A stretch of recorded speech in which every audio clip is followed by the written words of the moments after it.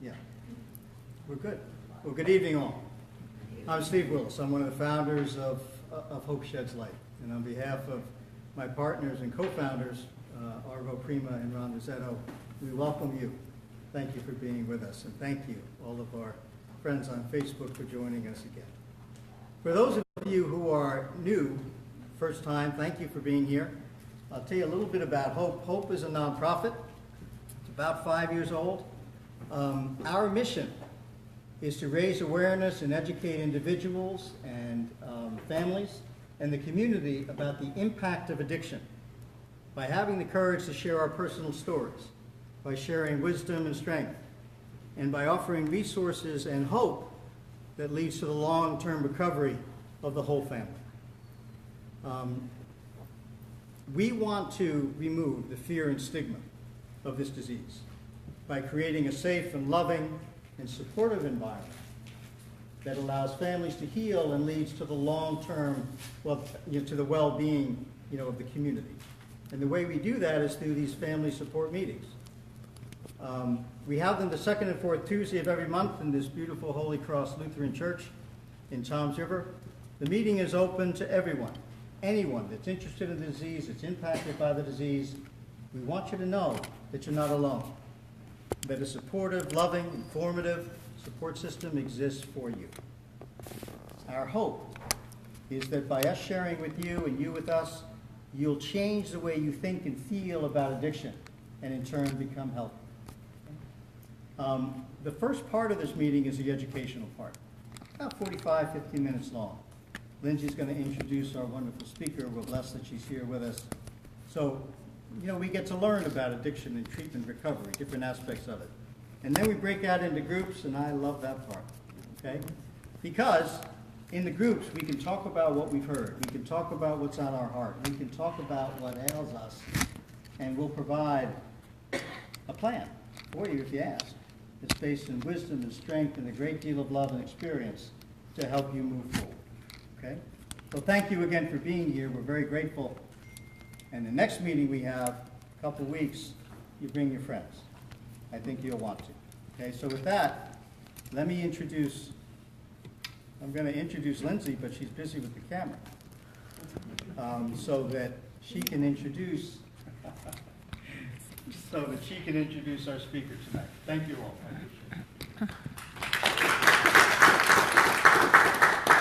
Steve, thank you very, very much. Good evening, everybody, and welcome. I would love to introduce Rosemary Smentkowski. Did I pronounce that? Yes.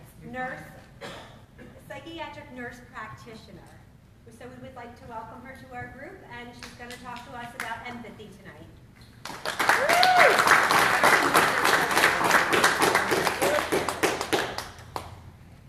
I'm going to start with a disclaimer. The disclaimer is that I usually speak with healthcare professionals, and I know that you know more about this disease than they do. Sometimes I do presentations and I can't believe how fundamental they are, and they come up to me afterwards asking questions that are bizarre. And I know that the people in this room know a lot about this. So I have a master's in nursing, and my first certification is as a certified addiction registered nurse, and my second certification is a psychiatric nurse practitioner. So sticks and stones and how words and caring for persons with substance use disorders harm them. All right, this is what my topic is for tonight, and I'm glad that Steve happened to mention mostly the stigma and how we really, if we hold empathy in the words we use, can have our patients not feel that we're understanding where they're coming from. I'm not kind of used to this little setup here, so you have to forgive me a little bit. I always have to put a plug in for the International Nurses Society on Addiction.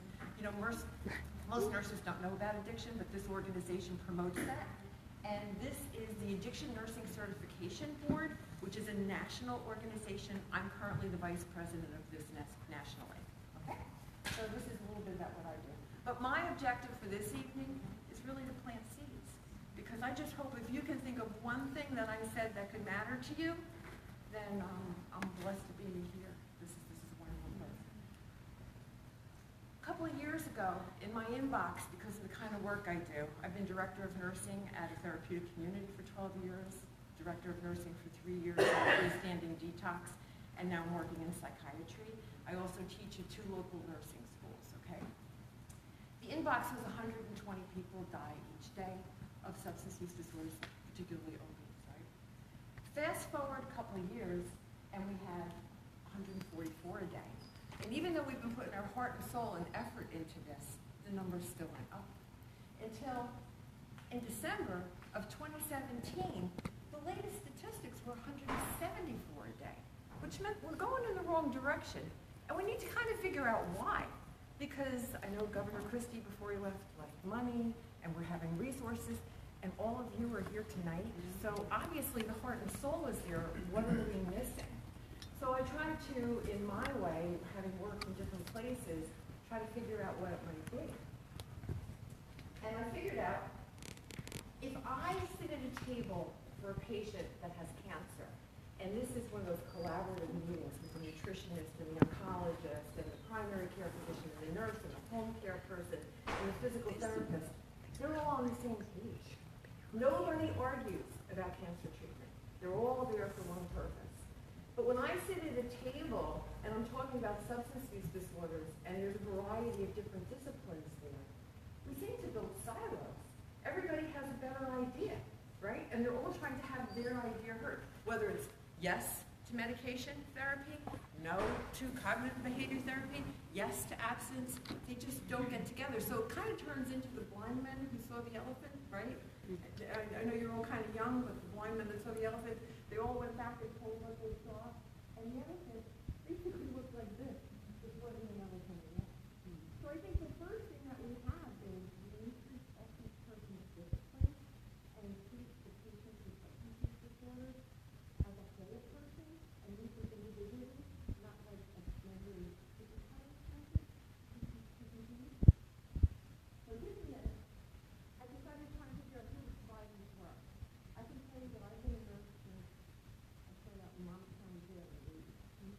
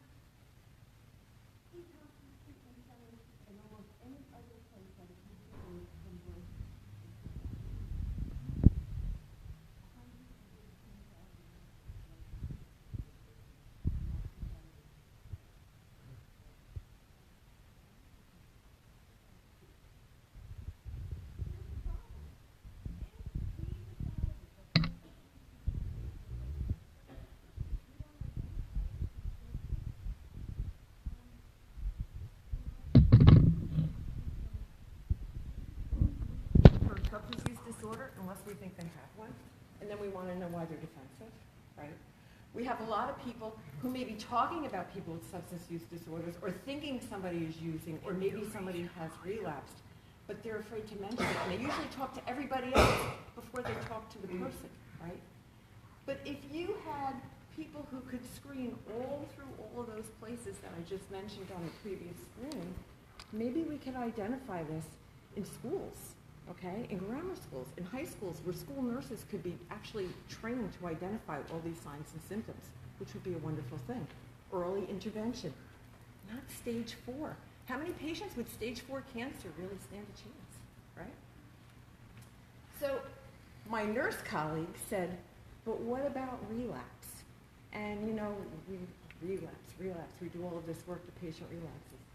Actually, this is from National Institute of Drug Abuse in 2015. If you look at relapse rates for chronic disorders, hypertension and asthma are higher than substance use disorders, okay? Now think about, how do we treat a person that comes in with diabetes, high blood pressure, or asthma?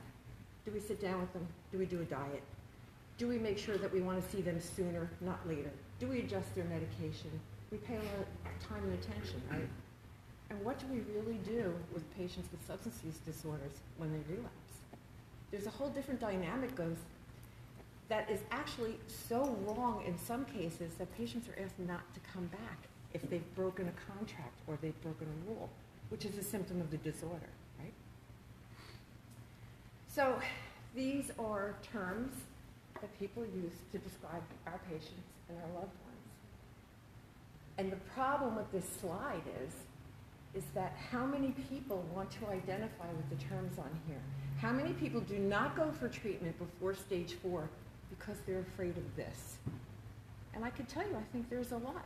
I know as a psychiatric nurse practitioner, I have patients when I worked in substance use disorders who we said, do you have anxiety or depression? And they'd say, hey, I use substances, but I'm not psychiatric. And then working in a psychiatry unit, I've had patients that said to me, hey, I may have a mental illness, but I'm not addicted to substances. So there's this kind of like tug of war even among our patients, right? So here we have stigma, which I heard Steve mention and which your organization here is kind of founded around. Stigma is identified within patients, their families, healthcare providers, and the public, right? It's like ubiquitous. We need to figure out where we're going to start to try to end this. Substance use disorders are treatable, but we don't often hear that. And people get well every day. A couple of years ago, the movie Anonymous People came out. I went and bought it. I showed it at every single facility I worked at. Okay? People need to know that there is hope, and treatment is available, and people get well every day. If we identify substance use disorders as treatable, we have better engagement, and the stigma decreases. So here, is insulin substitution therapy? Do I say to diabetic, I'm giving you insulin because it's a substitution therapy? No. Do we do that with methadone? Does it sound like a negative connotation? Yes, it does. Do we identify persons with eating disorders as being food abusers? Because that word abuse has a very bad negative connotation, okay, when we're applying it to somebody we care about. And what do you see when you use the term addict or substance abuser?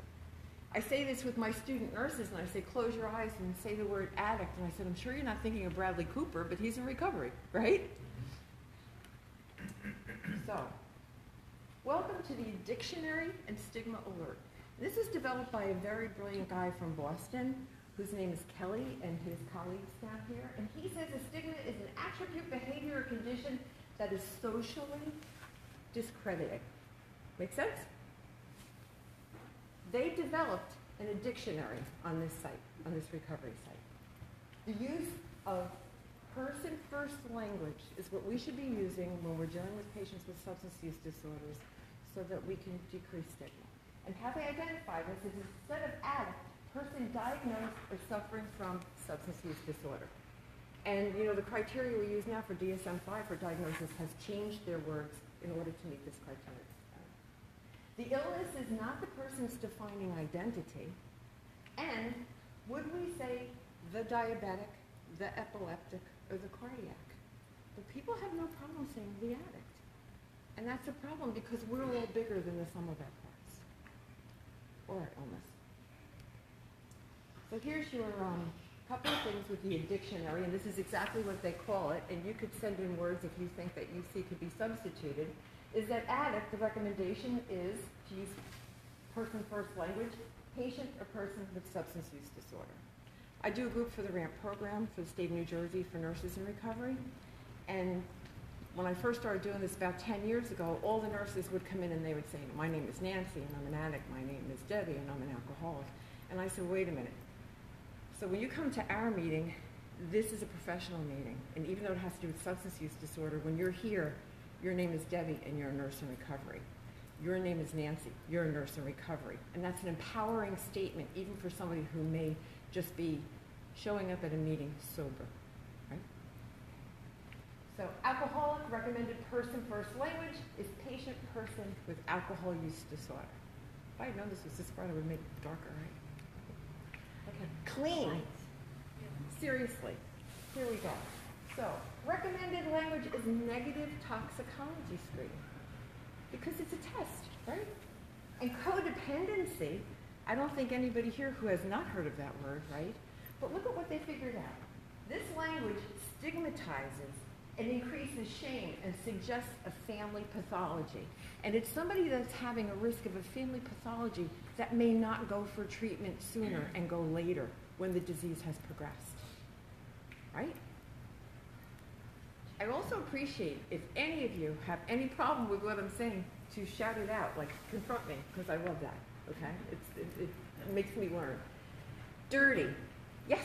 I have a question. Go ahead. By making it sound nice, you're kind of taking away the truth of what it is. If you think or no. Well, okay. It's one of the things that I fight all the time. I've just been engaged in doing seminars for obstetrical nurses who have a very hard time with dealing with patients who use. I could tell you that if a pregnant patient does not get care sooner, it's detrimental to her life and the life of her unborn child. Who is going to want to engage in treatment or trust somebody who doesn't treat them like a patient or with human concept here? We're humans, and we're trying to, this is a life-threatening disease.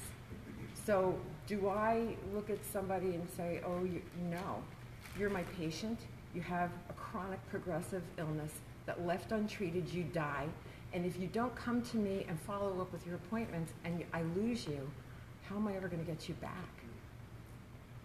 So this is the new way of, I know there's an old way of thinking. I worked in a jail. I get the old way of thinking. But in this day and age, the longer and sooner that you can engage patients into treatment, the longer they stay in treatment, the better chance they have to live and to have lives that are worthwhile. And that's what we want, right? Okay. But I thank you. Okay. So dirty. Remember, this is a positive screen. I don't tell people with diabetes when they have sugar in their urine that they're dirty. Why do I want to tell somebody with a substance use disorder who this is a medical terminology for a medical tool that should not be punitive, okay? It's a medical screening tool that they're dirty, right? Dope sick, all right? Slang preferred term, suffering or experiencing withdrawal symptoms. But we hear dope sick all the time from clients, but they're really suffering from a withdrawal syndrome, right? Dry drunk. Okay, this is actually from the 1970s. There was a book called Dry Drunk Syndrome by Solberg. And this is probably one of the most painful, and people might not even know it. Because if you call somebody dry drunk, is that a compliment? Absolutely not. But you know what it is? It's where somebody's abstinent, and they still haven't made it over to recovery. And they're fighting to stay abstinent. And we know that's the first part. So that gap in here that's been called dry drunk, really, if you don't embrace people during that time, you're not helping them at all. We need to get them to recovery. MAT, medication-assisted treatment. Okay, so when I start out in working in the methadone clinic, I've done a methadone clinic, and in the jail, medication-assisted treatment, there was methadone anonymous because patients were so embarrassed to say that they were on methadone. Methadone works. The problem is you don't hear about it when it works. When it works, it's silent, okay? But to say medication-assisted treatment for addiction when we don't use that for diabetes or cancer or anything else is really not the right way to go. It gives it a stigma. So now you're going to say that it devalues the medication. So why don't we just call it medication, okay? Or why don't we just call it treatment? Do we have to call it medication-assisted treatment? We don't have to identify it that way. We don't do it with any other illness.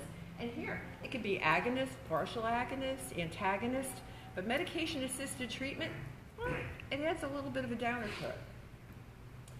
Opioid replacement therapy. Again, I don't tell somebody on thyroid medication or insulin that I'm giving them replacement therapy. And if I did, it wouldn't have the same connotation as when I'm giving something to someone who has a substance use disorder. Preferred language would be medications for addiction treatment. And compliance versus non-compliant, because what we really have, the nicer term is adherent or non-adherent. So words matter. Now, how much do they matter? Our friend Dr. Kelly here, who you really should read his articles if you can get your hands on them, because I think he's fantastic. They did a study where they used the term substance abuser and having a substance use disorder. They did this with just John Q. Citizen, and they also did it with doctoral students that were in healthcare professions. And they did, one was a case study, and the other was just showing the picture I'm going to show you now. So here's what you got. The real stigma of substance use disorders. And you can see, again, this is from my recovery website here. In a study by the Recovery Research Institute, participants were asked how they felt about two people actively using drugs and alcohol.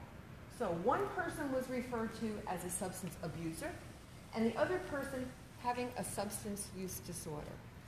No further information was given about these hypothetical persons, and the study discovered that the participants felt that the substance abuser, was less likely to benefit from treatment, more likely to benefit from punishment, more likely to be socially threatening, which is a stigma so bad even for family members, right? To be threatening if you have a family member. More likely to be blamed for their substance-related difficulties, and less likely that their problem was a result of an innate dysfunction over which they had no control. They were also more able to control their substance use without help. This is just from changing the word abuser to substance user. And it was done on this level and on doctoral healthcare professionals. So, my intention here tonight for planting seeds. Number one, like I said, I knew you were going to be a tough group, because I know you're very involved, right? But encourage person-first language to decrease fear, stigma, and shame. We want people to come to treatment sooner. We want them identified earlier. We want to engage them and their families.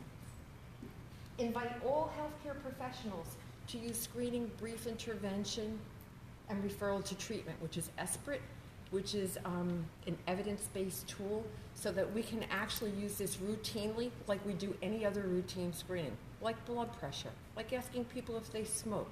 Screening, brief intervention, and referral to treatment can save lives across the spectrum in every single specialty.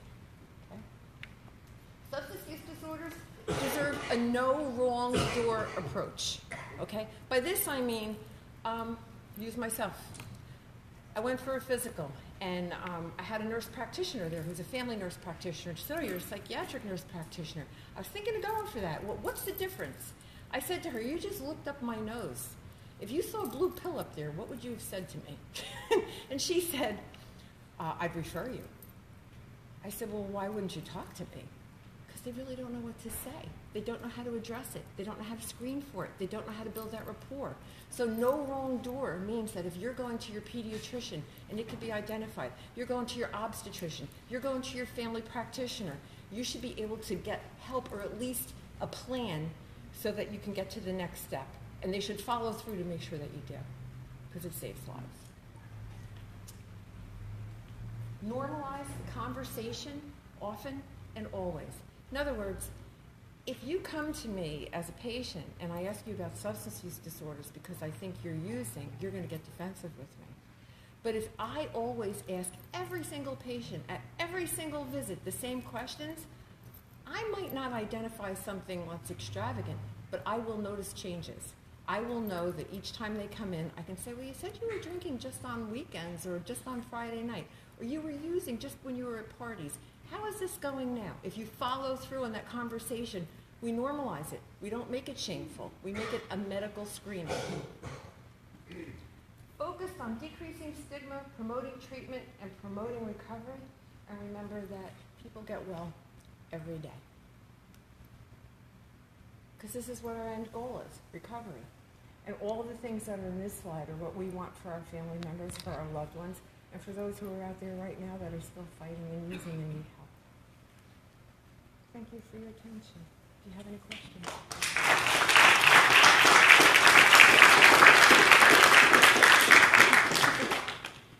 No questions? Yes. Okay, can I come down because I can't see well? Do you think that part of the explanation has to do with sort of what is still an ongoing debate among some, that substance use is not a disease? I think it's a battle that we have to fight. But you know what? If I was doing healthcare professionals right now, I would have PET scans up there to show you what somebody who doesn't use would like to remember, what somebody who's using, what somebody who's 15 days off a substance. You can see the chemical changes on PET scans. So it would be very hard not to argue. But we're looking for intangibles. I always use the example of seizure disorder. People have a hard time believing that a substance use disorder is for real because the symptoms look like bad people. But 100 years ago, I'm pretty old, so it wasn't that long ago.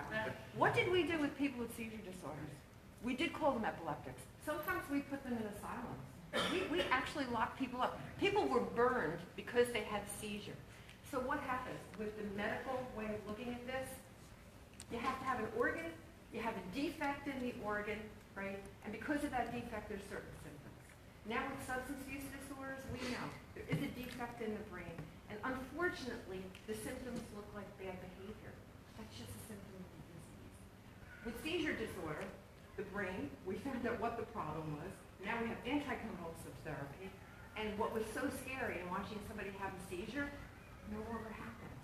So we've decreased the stigma on that, which was very prevalent 100 years ago. So, I don't, and you know what the thing is now too? In other slides and presentations I do, I have a slide, remember the old, this is your brain on the other. We know now that if somebody can blow out their first birthday cake of sobriety 1 year, that the egg could probably jump back out of the pan. Maybe not go back into the shell, but the neuroplasticity of the brain can heal, and people can recover from this disorder.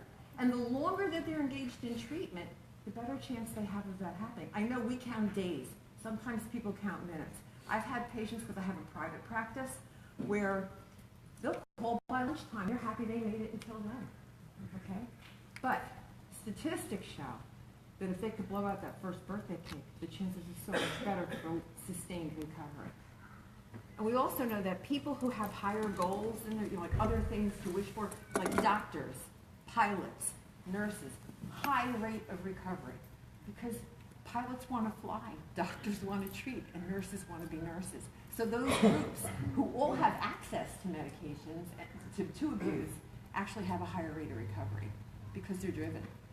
You have to find something that the patient, you're not going to punish them into recovery. You need to find something in them that you can actually feed and nourish that will mean more to them than the substances they're using. They have to want that more. Yes? Hi, Rosemary. I just wanted to ask you, maybe I missed it. Is the training mandatory? Your training for nurses mandatory? That's the sad part. You know what? They did a study at the University of Buffalo until one of my very good colleagues got there. Nurse practitioners get 3 hours or less of substance use content in their curriculum. So no. Stanford University just started doing it for doctors. I actually have petitioned the state of New Jersey because I want nurses who renew their license to have 2 continuing education credits in order to renew on substance use disorders. We had to do it for tissue procurement, you know what I mean? So why don't we do it for this? Talk about stigma. Stigma is even beyond, I presented at Capitol House last year, and the day that I was going to present, the organ donation network from, I think it's either Virginia or West Virginia, they had a 500% increase in organs because of overdoses from opiates. And they're all healthy, young people who do not have atherosclerosis or diabetes. And do you want to know the stigma part? They have a hard time selling people on those organs because of the stigma attached to disease, which is ridiculous. We have a lot of work to do. And this was something I presented to doctors, psychiatrists, nurses, and social workers. And believe me when I tell you, hardly ever is there a reason that somebody who donates organs at a young age shouldn't be accepted. And the stigma is just something we have to fight. Do you find, Rosemary, that the doctors and nurses are responding at all to this? Are they starting to speak differently? Well, I've just been, because of this money that was left, a colleague and myself have been engaged in 3 webinars for obstetrical nurses, okay? And it was pretty interesting because the people who are leading this, they don't get it. They really don't know. I mean, I went to 2 of their presentations that were at, one was a community medical center, and I was appalled. And I happened to be sitting next to a physician who delivers babies in Camden, and he just got his waiver for Suboxone because they started with the criminal justice system, with a room full of nurses who know nothing about addiction, and then the flavor of the whole afternoon was on prosecution and how we're going to take and what we're going to do and who can only be on methadone for this long. No, no, no, it's stay in your lane. This is a medical disease that has a diagnosis and treatment that should be led by healthcare professionals. Yes, we need everybody. We need everybody. But the bottom line is I don't tell anybody with bipolar disorder to go off their meds. I don't tell anybody with a cardiac disease that they have to stop taking their meds. And do people go off of meds and be successful? Yes, they can, but not on a timeline. As each person puts new tools in their toolbox and can face whatever they have to face in their lives, it makes them stronger. It's not a cookie cutter, it's an individual case-by-case basis. But here's the thing. We can do so much better with this if people present for treatment sooner. It's a chronic progressive disease. We don't want to diagnose it in stage 4. We want to see when somebody first starts getting in trouble for minor risky behaviors that we want to get treatment, or engage them, or let them know we're not going to punish them, we just want to help them, and that they have to help themselves. And I'm not a bleeding heart liberal, although it sounds like it. Oh, I have one other disclaimer. 6 kids, 20 grandkids. My husband's a law enforcement officer that was shot in a drug raid. I don't have a child in recovery, and I'm not in recovery. So I mean, like, I know that seems to be a push, but I have to use that as a disclaimer. I just worked in the early 80s in the Monmouth County Jail, and I saw the devastation of this illness on life, limb, and families, and I just kind of got hooked. So I don't have that. So there's so much that you have that I don't, that I can learn from you, and that's one of the reasons why I'm very happy to be here. Yes? What I wanted to say is, in my family, we have a surgeon. I'm sorry. In my family, we have a surgeon, Okay. a local surgeon. So my daughter has been in and out of addiction for 14 years. That's a long time. So I feel like I've educated as much as I possibly can. My brother-in-law, when that gentleman asked that question and everything you're saying, he's about 60 years old, so they were never trained. I mean, I think he said it was like all of 15 minutes about addiction. Most doctors, unless, for instance, our family doctor has the certification for Suboxone. He is amazing. He's worked with us. He gets it.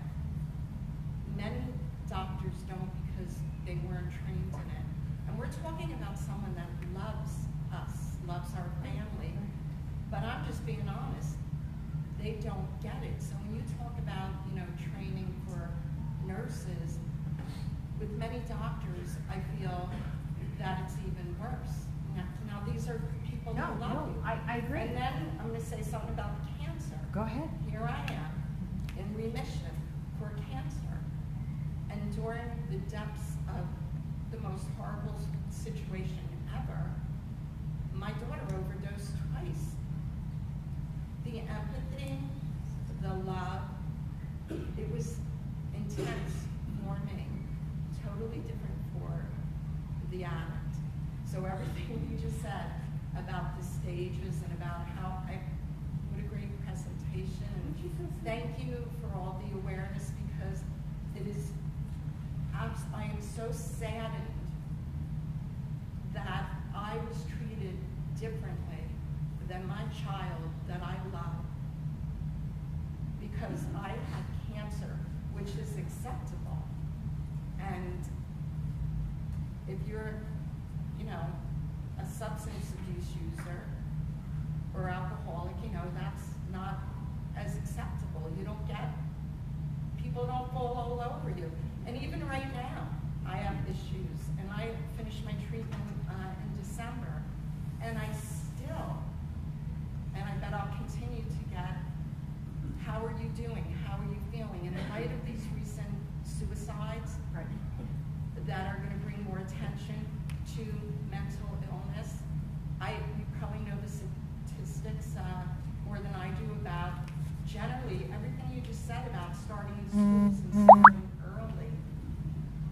This has to change. Okay. And I am grateful for Hope Sheds Light and everything that we're doing for awareness. So if you can touch on, Well, you know. this morning, because, you know, like the experience that I've had with the organ donors, it seems like right before I'm going to talk to people, something new comes up that I can't put on a slide.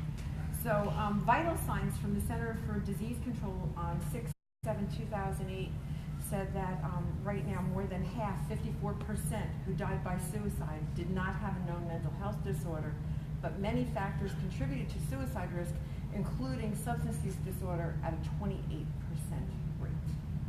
So suicides, not always an underlying mental health issue if substance use disorder is present.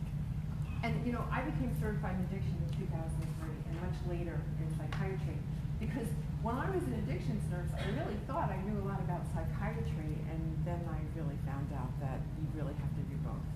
Because if you don't treat the underlying depression or anxiety or grief or whatever, you have a hard time keeping somebody really online. And to complement what you say, I have a remarkable colleague from across the pond over there in England. Her name is Carmel Clancy. And she said, we don't need Addiction 101 in nursing schools or in medicine. We need to actually put substance use disorder content in the drinking water of healthcare professionals' content. They should have substance use disorder information when they're talking about geriatrics, who are tipping back their Ambiens with their wine, when obstetrics, with somebody that has cancer, with someone who's in orthopedics, emergency medicine. It should be throughout, not just 101, because the patients are going to be seen everywhere. I was at a hospital with a group of students on a clinical rotation, and the clinical professor came to me and said, I'm so glad you're here, I have a methadone patient. And I said, you mean you have a surgical patient that's prescribed methadone? You know, and because you just, and oh, by the way, that patient had been on methadone for years and is a professor and teaches and was so kind. But you think she didn't know how people were talking about her, referring to her? Yes? Isn't there something to do with the trust factor? Because with an addiction, there's a lot of manipulation, there's a lot of lying, and there's that stigma that follows you, even if, you know, you're well-intended as a person who's an addict, that still follows you. And then sometimes you're not well-intended. Sometimes they're not ready for recovery and whatever. So I think that, is that what people struggle with when they're... I look at that a little differently, okay? And you can all disagree with me, okay? God, you can all... Manipulation. In order to be able to manipulate, you need to be able to sit down and play chess. You need to be able to plan your moves and what you're going to do next. Somebody with a substance use disorder that needs to use, they have an impulse control disorder. They want what they want because they need it at that moment in time. They're not manipulating. They're in their own mind's eye. It's almost like a life and death.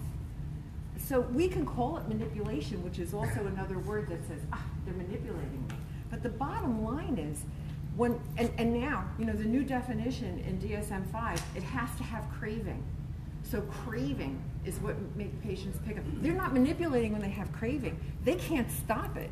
They're on automatic to get what they need. And you know, when I was working at one of the detoxes, I know we would sit there with a patient who had craving and was going to leave the, you know, like AMA, against medical advice.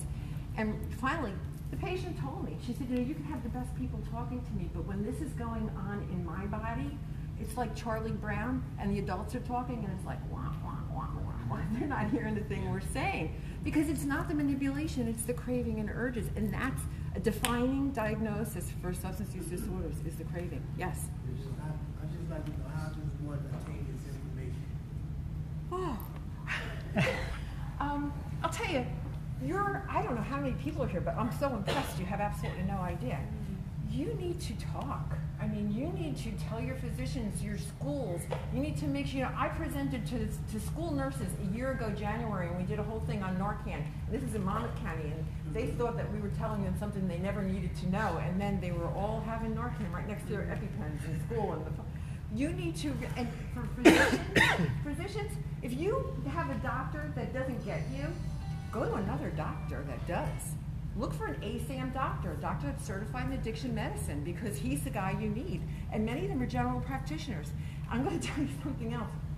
I've worked a lot with nurses in recovery and physicians in recovery. And they're the best healthcare professionals I know. I'm not even kidding. They are the best healthcare professionals I know. Yes? Well, I can tell you, I worked in Meridian Subacute, and I mean, I don't want that anymore. Good for you. I'm going to be standing here. I mean, when I first worked there, people would come in, you know, they had hip replacements, whatever they were in pain, but right off the bat, 20 of Oxy, Percocet, Narcan, Narco, breakthrough meds. Right. And so many times I would say, they're like 10 days post-op. Why do they need 20 Oxy anymore? Why they go at home with this? But in fairness to Meridian, they really, really, really took the bulls by the horn. They limited the amount of oxygen you got. They don't give anybody prescription to get home. So to go home with. So they were getting really, really, really good. Our pharmacist, who knows that my son is a drug addict, got a prescription for Narcan, for Narco 7.5. He called the dentist and said, you know, he's an addict. He can't have that. We went into the pharmacist to personally thank him for doing that. His boss was there because my husband's telling me he needs a raise. But then, on the other hand, now my son's in the hospital now. Now they know he's in for taking an overdose of pills, trying to kill himself, and he's withdrawn from Klonopin, 2 milligrams twice a day, which is a lot. Have him on no withdrawal. They're not doing anything to get him off the Klonopin, and the nurse gave him some Ativan, and she's giving him a report, and I'm standing right there to review, and she's saying, yeah, I gave him 0.5 Ativan this morning, I gave it to him again, but he didn't need it. He's perfectly fine. He's a Okay, I know. And you know, I said nothing. Well, I go to hospitals and I see, you know, a CEWA is an evidence-based tool used for alcohol withdrawal, the clinical withdrawal scale for alcohol. And a COW score, a clinical opiate withdrawal scale, is what you use for opiates. The hospitals don't use COW score. And they want to know why our patients have these negative behaviors. But they don't give anyone a taper. Like if you go into a detox, they give you a taper. They wait for the patient to be uncomfortable, and then they decide whether or not they're going to medicate them. So of course their behavior is escalating. I'm withdrawing not just from taking methamphetamines, but from being on so much Klonopin. The 2 doctors came in, had absolutely no idea what he was talking about. I know. The nurse really had no idea what he was talking about. And they just, for the 4 days he was there, I can honestly say, and this was in the hospital, I don't know, maybe rehabs are a little bit more tuned in, I don't know, but they really did nothing because he was a drug addict. No, rehabs are, but I can tell you that Meridian had engaged my colleague and I to speak at 6 of their facilities. We spoke at 4, but they changed staff a lot. So they're trying. Meridian is, I gotta tell you, it's not because I work there, they are really, really I would call. unbelievable job. Even the pharmaceuticals with OxyContin, changing the pharmaceutical component of it so you can't crush it, you can't snort it, you can't shoot it. So I mean, it's getting there. It's just. I know, but it's a long way to go. But we're at it's making progress. We're at 174 a day. You know, I mean, like this is. So I would just say, if you have a loved one in the hospital, speak to the patient advocate. Make sure that if there is an addiction physician or nurse on staff, ask that they be consulted on your loved one's care. You know, I mean, you have to be the educators. In the meantime, For me, I've petitioned the New Jersey State Nurses Association. I went and spoke to people in Trenton, and I'm trying to really push back that 118,000 nurses. Because these doctors can now go on the internet and find out. And we make it spin on. Absolutely. They can find out, I mean, the one that we Absolutely. just called our son, he said, I know you got the hub, I know you asked for Vyvanse and they gave it to you, I know you asked for Klonopin and they gave it to you, you wanna see me, you go to one doctor, me, you go to one pharmacist, and that's it. And I won't give you Klonopin, I won't give you Lyrica, but yet he's gone to other doctors where he said, little, oh, sit down, this is fine, it's no problem. The central, with their, being, what do you call, The monitor. where you can, because I want to say something about methadone, and you said you worked in a methadone. Yes. And everybody needs to be aware of this with methadone.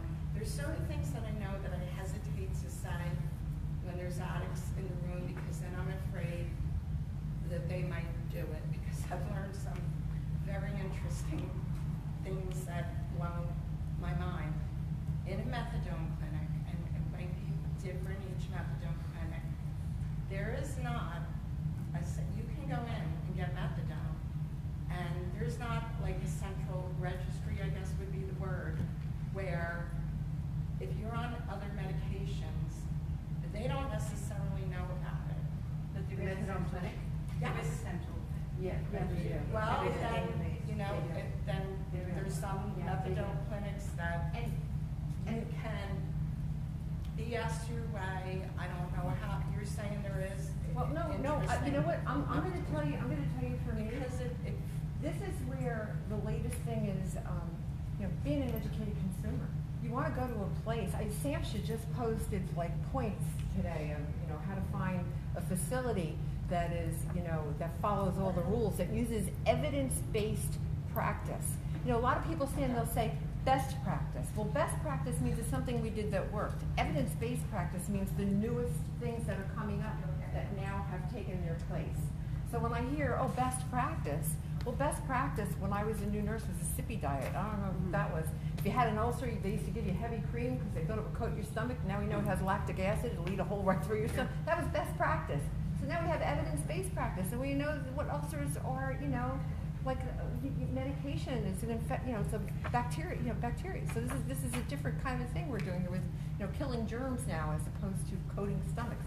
So as our practice and our evidence increases, these are the tools that we need to use, because I hate to tell you, the old ones we're not being very successful. For whatever the reason is, we're not being very successful. Because I hate to turn on my computer and see what's, 174, where else are we going with this? And it's not for lack of trying. But we need to really look out for our loved ones and educate the people that we come in contact with that we see a problem with, and not be afraid to do that. Because I can tell you, I could be, when I was doing the obstetrical nurses, we're doing these, the one woman who was leading this said to me, these people, they don't think like you. And I said, thank God, because they might not like me or like what I have to say, but if we all thought the same way, where are we going? Nowhere. So you have to stir that pot. You have to get up there. You need to go to town halls. You need to do these kind of things. Yes, somebody else had a question. I don't know, what am I like for time? Because I don't want to ruin it. We have time for one more question. Okay, one more question. You seem to be the guy. Actually, you talked about early intervention, and I really like what you said about the doctor that's familiar with the ACE exam. I know what an ACE exam is, but we have doctors that are just on a little blue pad and writing things for people who are creating a perfect storm. In other words, you said something about an ACE exam. Can you explain to the group exactly what an ACE exam is when you're trying to locate a doctor? I don't understand. ASAM. You said ASAM. early- Oh, ASAM. yes. Okay, ASAM. Okay, so the American Society of Addiction Medicine is like, I'm the International Nurses Society of Addiction. This is physicians, and in fact, actually, as a nurse, I can join as a nurse practitioner. And they certify doctors, just like you have a guy that's a specialist in obstetrics. You're not taking your kid to a geriatric, you're going to take them to a pediatrician, right? Because you've got a kid. So if you have somebody with a substance use disorder, I would think that you would want to find somebody who specializes in addiction, which would be ASAM, American Society of Addiction Medicine, or ABAM, which means that they are board certified in addiction medicine. And after their name, it'll say ASAM or ABAM or both. These are the guys that have taken the credential, which is days long, in order to be able to have that privilege. I thought you said ACE. No, ASAM. I should have a slide for that. So, ASAM doctors could be somebody like the obstetrician that just happened to find himself sitting next to me when I was unhappy with the police telling us all the bad things about people with substance use disorders. And he wound up being an obstetrician. ASAM can prescribe Suboxone. And in Camden, I wasn't going to argue with him. He knows his stuff, right? I mean, I have a lot to learn from him. I want to have him rub off on me. So no, but you need to find that specialist if this is the illness that is in your family, right? And then if your doctor isn't, there's nothing wrong. Even if it's a family doctor that you love and he's part of your family, he's been to communions or whatever, right? To say, if you can't help me, please find me somebody who can. You would do a second opinion with any other illness that you have to find the right fit. I just think all doctors, though, it should be part of the I agree. period end of story. I agree. It should be, I don't care if they're a 70-year-old doctor. Everything that you just said about when you go in, they just, you know how they can just look at you, look at your eyes, or you, Right. and know that there's something off or whatever. It's a shame that it's not. I hope in the future. And that's why my suggestion to have all nurses that need to renew their nursing license have to take addiction content, because then we'll get the old ones, the new ones, anybody renewing will have to prove that they had that content.